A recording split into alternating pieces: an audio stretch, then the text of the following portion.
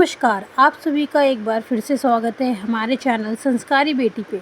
हरे कृष्णा। सभी एकादशियों की तरह सावन माह के शुक्ल पक्ष की पुत्रदा एकादशी भी भगवान विष्णु को समर्पित है और इस एकादशी का व्रत पति पत्नी दोनों मिलकर पुत्र प्राप्ति के लिए रखते हैं। पुत्रदा शब्द का अर्थ है पुत्रों को देने वाली, इसलिए ऐसा माना जाता है कि सावन महीने में पुत्रदा एकादशी का व्रत रखने से पुत्र प्राप्ति की इच्छा पूरी होती है। निसंतान को संतान की प्राप्ति होती है, उनको संतान का सुख मिलता है। इस दिन निर्जला निराहार रहकर या फिर फलाहार ग्रहण करके व्रत रखा जाता है। जो लोग पुत्र प्राप्ति की इच्छा रखते हैं तो उन दोनों दाम्पत्य को मिलकर इस व्रत को धारण करना चाहिए। इस दिन अनाज, दाल, चावल, प्याज और मांसाहारी भोजन खाना सभी के लिए सख्त वर्जित है। एकादशी व्रत की शुरुआत दशमी तिथि से हो जाती है और व्रती को दशमी तिथि को दोपहर तक केवल सात्विक भोजन ही करना चाहिए। दशमी तिथि को सूर्यास्त के बाद अन्न ग्रहण नहीं करना चाहिए।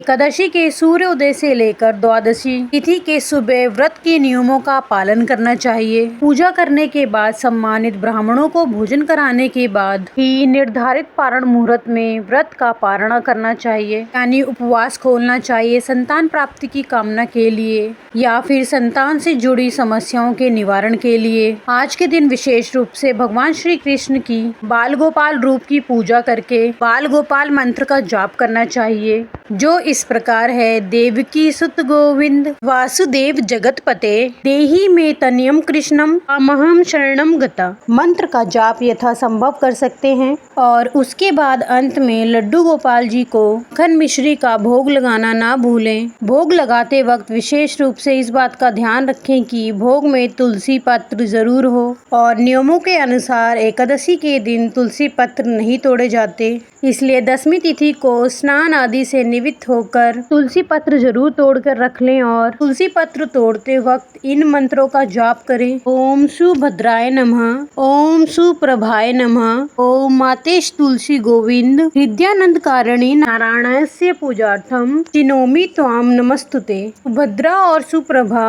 तुलसी माता के ही नाम है। इसके अलावा आप ओम श्री तुलसी नमः मंत्र का भी जाप कर सकते हैं। तुलसी पत्र तोड़ने से पहले हमेशा जूते चप्पल उतारकर तुलसी माता को प्रणाम करने के बाद तुलसी के पत्ते तोड़ने चाहिए। चलिए अब जानते हैं पुत्रदा एकादशी शुभ मुहूर्त के बारे में। जानने से पहले अगर आपने हमारे चैनल संस्कारी बेटी को लाइक नहीं किया है तो लाइक कर दीजिए, शेयर कर दीजिए और चैनल को सब्सक्राइब कर लीजिए ताकि ऐसी जुड़ी जानकारी आपको समय पे मिल सके। चलिए जानते हैं। श्रावण शुक्ल पक्ष की पुत्रदा एकादशी तिथि प्रारंभ होगी 15 अगस्त 2024 गुरुवार सुबह 10:28 से और समाप्ति होगी 16 अगस्त 2024 शुक्रवार को सुबह 9:39 पर। इस बार एकादशी तिथि 2 दिन रहेगी, गुरुवार और शुक्रवार को, लेकिन जो एकादशी गुरुवार के दिन पड़ेगी वह दशमी तिथि में मिली हुई एकादशी होगी और शास्त्रों में ऐसा वर्णन मिलता है कि जब दशमी तिथि मिली हुई एकादशी हो तो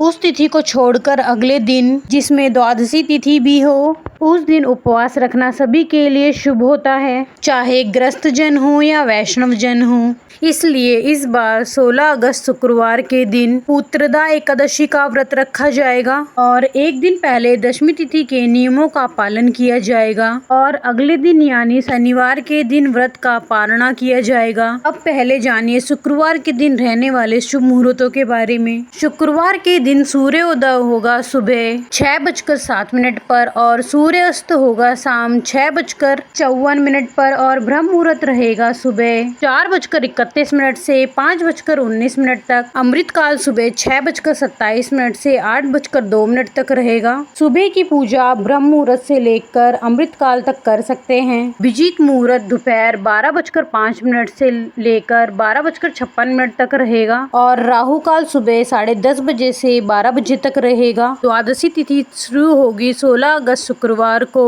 सुबह 9:40 से और समाप्त होगी 17 अगस्त शनिवार सुबह 8:06 पर। 17 अगस्त शनिवार के दिन सूर्योदय होगा सुबह 6:08 पर और सूर्यास्त होगा शाम 6:53 पर और ब्रह्म मुहूर्त रहेगा सुबह 4:31 से 5:19 तक रहेगा। अमृत काल सुबह 7:11 से 8:44 तक रहेगा और राहु काल सुबह 9 बजे से 10:30 बजे तक रहेगा। अब जानिए हरिवासर समय के बारे में। तो 16 अगस्त शुक्रवार को यानी जिस दिन एकादशी का व्रत रहेगा उस दिन दोपहर में 3 बजे तक हरिवासर का समय समाप्त होगा। जैसे कि आपको हर वीडियो में बताया जाता है कि हरिवासर के समय भूले से भी व्रत का पारना या व्रत नहीं खोलना चाहिए। अब जानिए पारण मुहूर्त के बारे में। 17 अगस्त शनिवार को सुबह 6:08 से 8:06 के बीच में व्रत का पारना कर सकते हैं, यानी कि व्रत खोल सकते हैं। व्रत का पारना हमेशा ही निर्धारित मुहूर्तों में करना चाहिए। मुहूर्त बीतने के बाद यदि व्रत का पारण किया जाए तो ऐसा व्रत फलित नहीं होता, इसलिए हमेशा व्रत का पारण मुहूर्त में ही करना चाहिए। ओम नमो भगवते वासुदेवाय नमः। आपको ये जानकारी कैसी लगी कृपया कमेंट करके बताएं और हमारे चैनल संस्कारी बेटी को लाइक एंड सब्सक्राइब करें। धन्यवाद। ओम नमः शिवाय।